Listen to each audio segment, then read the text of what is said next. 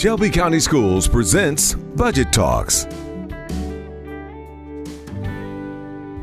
Hi, and welcome. Budget Talks are a series of conversations featuring Shelby County School Board members and district leaders to discuss the 2018-2019 school year budget.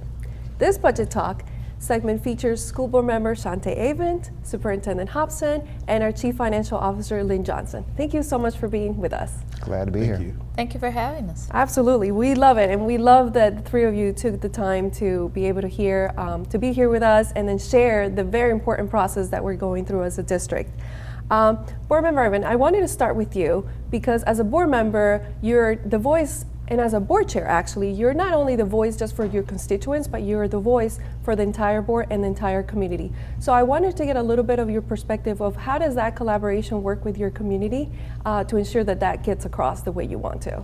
Well, I think it's very important for me as board chair and as a representative of District 6 to hear how parents, teachers, and our students really are engaged in this process, that they understand our budget really determines how we are supporting academic achievement within Shelby County schools. And I think one of the best ways for me to hear the voice is through our PTO associations and community meetings. Our students are also very vocal. We've had a lot of great discussion with our student Congress and some of the folks who are working within community engagement, family and community engagement. So there's many layers and levels of how we try to get input, but I like hearing directly from parents and from teachers. And I know you have a very strong collaboration, obviously, with Superintendent Hopson and then with Chief Johnson during this process, because you're kind of like serving as that bridge between like what the community is asking and needing, and then you're voicing that need to both of them. So I'd like to hear a little bit of how that works. Well, we're doing a series of budget talks across all of our districts. We have gone through an extensive process over the last 3 months of really delving down into the really important issues, whether it's instruction, whether it's school safety, whether it's supporting school climate. There's a lot of different buckets that we've worked through, and now we're taking all of that information that we've gathered from committee meetings and community meetings and hearing directly from both parents and teachers, and then we're taking that and saying, all right, Superintendent and Mr. Johnson, help us create a budget that helps us get closer to Destination 2025. That's great. Superintendent, and from your perspective, you've been, in Shelby County Schools for a little bit of time, and for a long time. And throughout that process, you've actually experienced much more challenging financial times. So I'd love to hear a little bit about, the difference of how it was before, and then the fact that now as a district, you're actually able to make strategic investments to really get to what the community and the board members are advocating for. Yeah, a couple things I just want to say how thankful I am for Chair Avant's leadership. She's done a marvelous job. I mean, she's done a great job, not just representing the interest of her district, but students across Shelby County. And I think that what I've learned in this role is that leadership matters. So I want to thank her for her efforts. I'm just really excited, Natalia, about where we are. When you think about this is year 5 after the merger. And so 5 years ago, we had a $100 million deficit. Now we're running surpluses. We were laying off hundreds of workers. Now we're paying a living wage. We were closing a bunch of schools. Now we're building schools in inner city communities. And I think that that does not happen without a lot of thoughtful, strategic cuts and investments. And I think that Mr. Johnson has just done an outstanding job of being a collaborative leader, really counseling different departments to figure out what they're trying to do and how they're strategically trying to reach their goals, and then making smart recommendations around how to spend money. So, I'm just very excited. I mean, this is the second year in a row now that instead of talking about cuts, I think we're investing somewhere around $60 million in our schools. That means teachers are getting raises. That means we're focusing on improving our security. That means we're focusing on our social and emotional learning, and a host of things I know we'll get into. So, I think that, again, leadership matters. And I'm just so thankful for, the board's vision, and so thankful for Mr. Johnson's smart management of our money. Absolutely, and I can certainly agree with that sentiment. and knowing and seeing how Lin is not like your typical CFO. He really spends a lot of time in the schools and the community. So you're also part of this process around like listening to the needs, and then you're able to really create this really nice collaboration that you have, Lin. So I want to hear a little bit of how you look at things from the CFO perspective, where you're very, very close to the numbers and you can really see things at a very microscopic level, but at the same time you can take it to a high level so you can advocate also for our families. Absolutely. So I look at the budget as really a reflection of our value. What do we hold most dear in terms of moving the needle in terms of academic achievement? Our North Star is Destination 2025, and that serves as our strategy, and our budget is there to support that strategy. I think it's critical that we make sure that the voices are throughout the districts are representative. Our teachers, our school leaders, our students, our community partners, our parents, that they have a voice, and that voice comes through out in the budget. So I've done a number of tours where I've sat down with students and said, we want more rigorous courses. We want to think about restorative justice as an option for student discipline. We also want more guidance counselors. And I hear that same thing echo from our school leaders, from our parents as well. So it makes it easy when we start to think about how to invest into our schools. We're not only investing in our schools, but we're investing in our students and their future as well. Yeah, and we can do a whole other segment around even the formula that you are starting to now use of how you distribute funds, because I know that's something that the board and superintendent, you've been very explicit about, creating this equitable system across our district. But I really want to get into the strategic investments that you mentioned.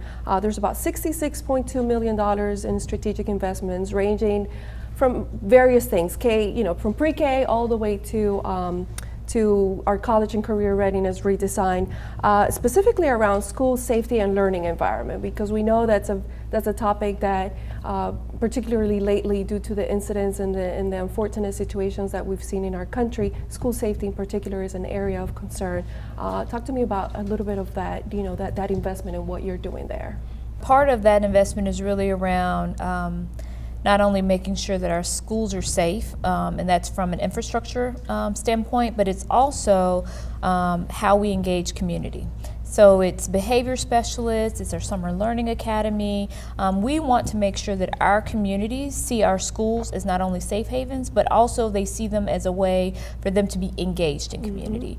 For many of our communities, having, I'm just thinking offhand, like one of my communities, West Haven, is a new school, and the folks who live in that community see that school as a part of what they do.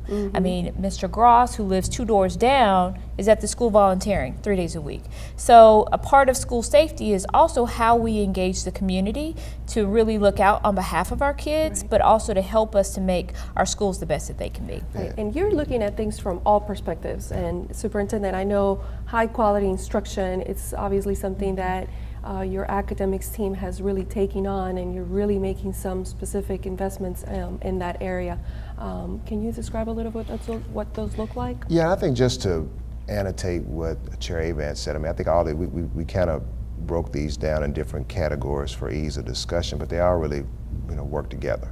And I think just as she said, you talk about the social and emotional support for all of our kids. Like, we know that we have kids who come from very impoverished backgrounds, and they need more, just to make sure that they're ready to learn. We have kids who go through different, traumatic experiences. That's why we're adding more behavioral specialists, more social workers, more guidance counselors. But then when you really shift and start focusing on instruction, we know we have a significant literacy challenge here. So we've invested dollars in making sure the neediest schools have their very own reading specialists. We're rolling out to our 30 neediest schools special support around literacy, because we know in many of these schools you have kids who are in the middle school and high school, and they don't have the foundational skills that they need to make sure that they can read at the level that they need to read. And so therefore, we're making sure we're doubling down on making sure kids can decode, making sure they have the fluency necessary, making sure they're able to comprehend what they read, because we're all right or wrong. Right now we're being measured by tests, and if you can't read, then it doesn't matter. You're not going to be able to pass the test. So just more support for educational assistants. We heard that more support for teachers, higher pay for teachers, and just a whole host of things that we're very excited about. And the reality is that while, and I think Mr. Johnson gets a lot of credit and he's very modest, we're probably one of the most fiscally stable urban districts in the country, but we still need a whole lot more, simply because the needs are so great. And so that $60 million or so really represents a small portion of what we truly need, but we also have to act in a fiscally responsible way and make sure that all the dollars that we're having, are having the right impact, that we have are having the right impact, and we're constantly, looking under the hood to make sure that we're doing the best we can with what we have. Well, and I do just want to add, and to the superintendent's credit, and under the strong leadership of our board, making a decision to increase the pay to a living wage is also a big part of this umbrella of how we get to Destination 2025, right? So as you are unpacking all of the things that Superintendent just mentioned, if we are living in a community where the poverty rate is almost 30%, how do we help break that cycle of poverty? And I think making sure that the folks who work for SCS are at least paid a living wage is just a small part of how we are also contributing to student achievement, to safe schools, to great communities. We want a thriving Memphis. And the only way you have a thriving Memphis is that you have the people who are living and working in Memphis, that they have to really be able to thrive as well. And I'd say this too, I know that Board Chair Avant wants to talk about this because it's exciting. We talk about, one of our priorities obviously is expanding our high quality options. So, one of the things that we've done really well over the years is improve priority schools. And so we, a few years ago, decided to expand that, with our Whitehaven Empowerment Zone. And so, adding dollars there, adding dollars to our iZone, we've got to do both and, because we have some really, really high achieving students. And I think one of the things that people start talking about, data and looking at the aggregate, you forget that we have 40 of our schools are some of the highest performing schools in the state, but we also know we have a lot of priority schools, and with the new ESSA online, we're being very aggressive, whether it's the iZone or the Empowerment Zone, to make sure that we are getting kids what they need, whether it's at a very high level or whether it's at a level where we need to focus on foundational basic skills. Thank you, Superintendent, because I was actually right where I was heading around, the empowerment zone, and how you're taking some of those best practices that you've learned that have been very successful in the iZone and transferring those over into best practices into the eZone. So that was perfect timing. The other piece that I thought it was also important to mention is that not only are you looking at the district on a much more academic and high quality instruction placement or area, but also operationals and efficiency. And I know that there's also a high need around capital improvements and facilities, but there's also another need, because even though as a district you're making some very strategic investments around the $66 million, you still have some remaining needs that you're going to be going to the county commission. So I'd love for you to expand a little bit of what you are envisioning for those $12.7 million that you're hoping the county commission will continue to support you. Maybe Chief Johnson, if you can expand a little bit what those are, and then I'd love to hear from Ms. Avant around the why of those. Absolutely. So part of that $12.7 million is to support CTE.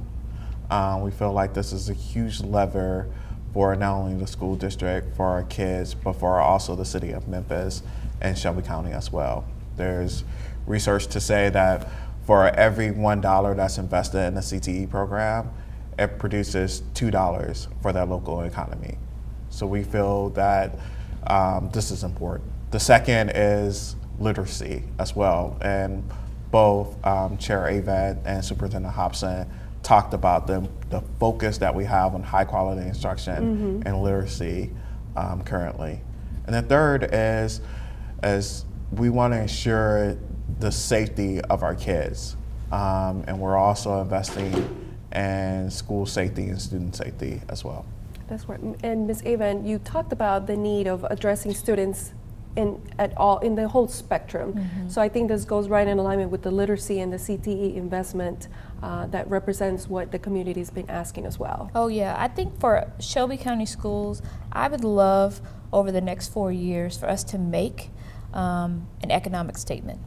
We want to talk about the economic impact of Shelby County Schools to Memphis and the greater community. And having the CTE redesign is really a way for us to say, not only are we producing students who are college and career ready, but they're also taxpayers.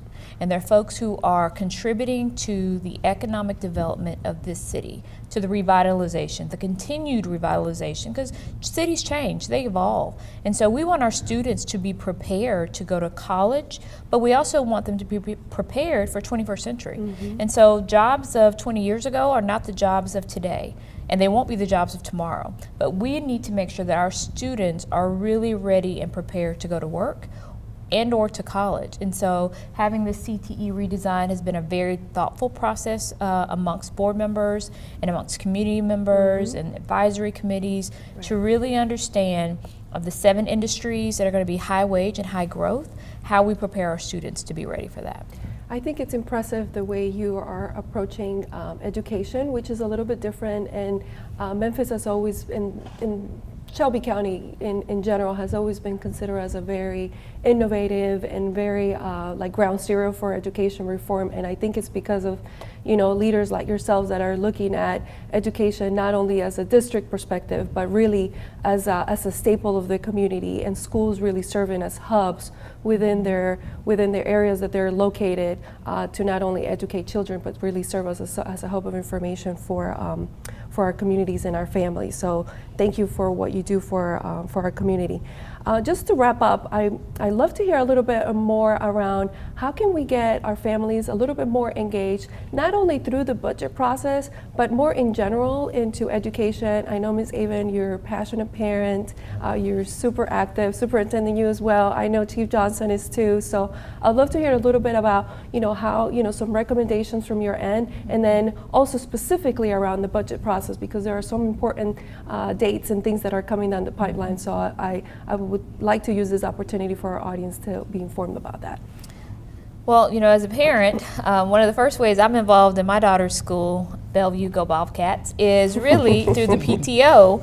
And so we encourage parents, if they're not involved in their school's PTO or PTSO, that they would, PTSA, that they would become involved. That is one way that we try to talk or speak or communicate directly with parents. But May 30th is a big day for us because we'll be presenting our budget to the County Commission, and we want parents to also feel like this is not SES budget, but it is our budget. It is this community's budget, because we are educating over 100,000 students in Shelby County schools. And so we want parents to really feel a part of this process. Call your county commission, let them know that you're supporting SES and the investments we're making, why these investments are important, but also to think about how that affects your local school. I mean, we're prioritizing schools and the needs of schools, and that runs from a wide range of those that are high-performing schools to our priority schools. But I think for me, we understand SCS provides a really unique opportunity in that we educate kids from this full spectrum, and we're trying to meet the needs of all of our kids in all of the unique ways that they need us. So I think this budget process is really, for us, a way for asking parents, asking community leaders, asking our school leaders and our teachers to really get behind how we're going to get to Destination 2025. And I don't add to that. I just think we have to continue to try to do a better and better job of meeting our families where they are. You know, what I've learned is that when you have such a high poverty district, oftentimes you have families who want to get involved, but either A, can't because they may work 2 or 3 jobs, or don't know how to get involved, or they may be embarrassed to go and talk about literacy because they themselves may not be able to read. So I just think just the constant pushing and making sure we're inclusive. And I think with regard to the budget, you know, again, I'm very proud of this budget. I think it's, you know, our ask from the County Commission really is very reasonable. I think under the circumstances, we didn't ask for any increase last year because we, you know, were challenged 5 years ago. Do the best you can with what you got. And then once you do that, you know, we'll come in and help. And the County Commission has been outstanding. They've been great. Great partners. From Great all I've partners. heard from all our county commissioners, they're supportive of the work, and I would hope that the community would really dive deep to see where these dollars are going. I mean, we have $1 billion, $1.4 billion budget, and it's incumbent upon us to have a plan to use those dollars wisely, but we also invite the community to take a look at our plan, give us feedback, tell us when we're doing the wrong thing, make suggestions about how we can make it better, because it truly is a community effort. Well, thank you so much for your time. We're definitely, you're welcome to our C19 studios anytime. This is a very interesting topic, one that we can talk about for a long time, because there's a lot of, specificity to it. Chief Johnson specifically, I would love to have you back so we can talk a little bit more, and obviously Board Member Avant and Superintendent, so we can talk about, this new concept and this equitable type of distribution that you're doing around addressing the needs of the students and ensuring that our funds are actually distributed in that way. So I think we're going to put a TBD on that one, and we're going to invite you back so you can tell us about that. Sounds great.